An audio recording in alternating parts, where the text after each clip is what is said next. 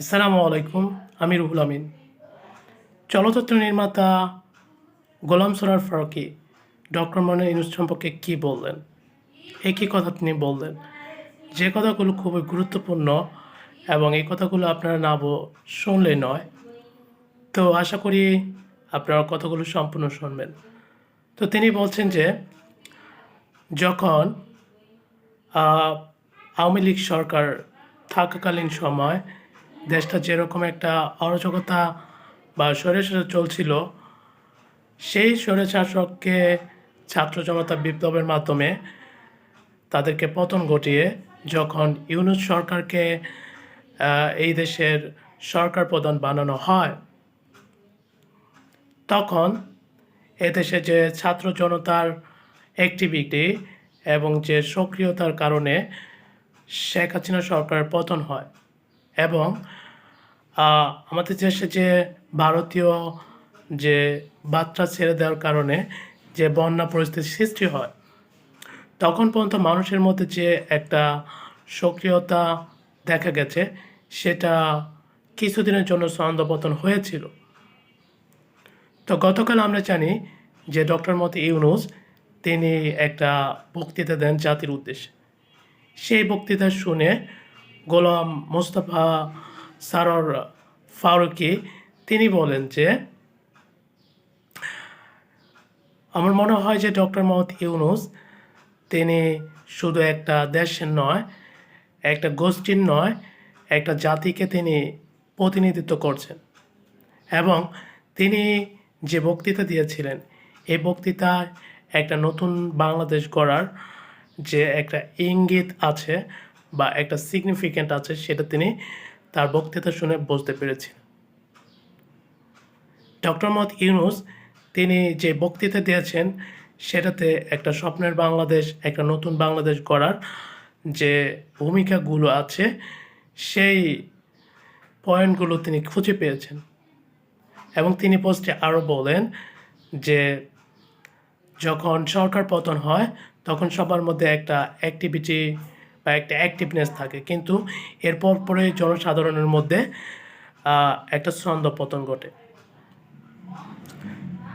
এখন আবার সেই ছন্দপতনটা ফিরে আসবে যদি বিএনপি বাদে বিএনপি সহ আওয়ামী লীগ বাদে অন্য যে দলগুলো আছে তারা যদি তাদের নিজেদের কাজে যদি সক্রিয় থাকে, একে অন্যের প্রতি যদি আক্রমণ না করে, কাদা ছোড়াছুড়ি না করে, নিজেদের কাজ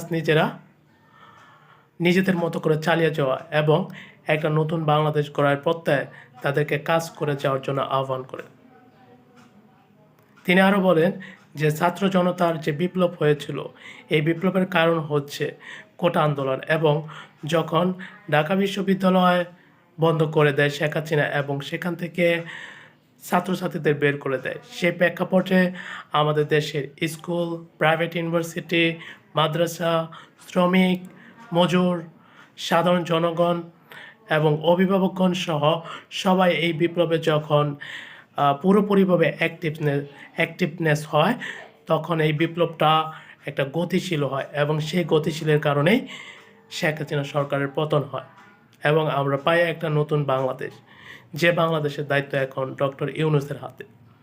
এবং তিনি এই যে দায়িত্ব আছে, এই দায়িত্বর ক্ষেত্রে তিনি নতুনত্ব কিছু করার চেষ্টা করতেছেন, কিন্তু আমাদের কিছু মানুষের যে চতুর্নেজ এবং কিছু মানুষের আতঙ্কিত হামলা এবং কিছু মানুষের চাটুকারিতা বা সন্ত্রাসবাদের কারণে এই সরকার সেরকমভাবে কুলিয়ে উঠতে পারতেছে না। তিনি আরও বলেন যে বিএনপি, জামাত, যে দল আছে সবাই এখন কাদা ছোড়াছুড়ি বন্ধ করে নিজের দলকে নিজের মতো তৈরি করেন। আওয়ামী লীগ বাদে সব দলগুলোই আগামী নির্বাচনের জন্য প্রস্তুত হন। তিনি বলেন যে বিপ্লব আমাদের দেশে ঘটে গেছে, এই বিপ্লব যদি আমরা সবাই একসাথে কাজ না করি তাহলে এই বিপ্লব ব্যর্থ হয়ে যাবে।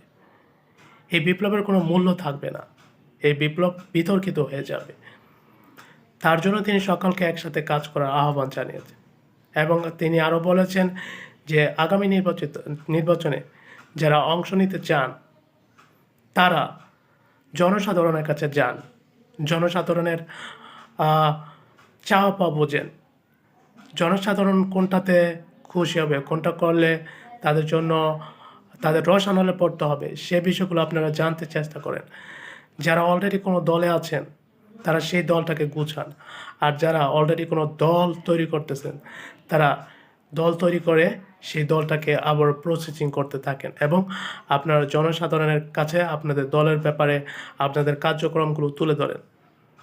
এবং সবশেষে তিনি বলেন, আমাদের যদি নতুন বাংলাদেশ আমরা গড়তে চাই তাহলে আমাদের সকলের মিলে কাজ করতে হবে এবং দেশে যে প্রশাসন আছে, পুলিশ, সেনাবাহিনী, সকলকে আমাদের সহযোগিতা করতে হবে। না হলে আমাদের যে বিপ্লব আছে এই বিপ্লব ব্যর্থ বিপ্লব হবে।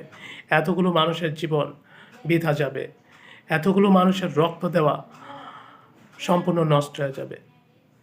এই ছিল গোলাম সারোয়ার ফারুকের যে ফেসবুক পোস্ট আছে সেটাতে তিনি এই কথাগুলো বলেছেন।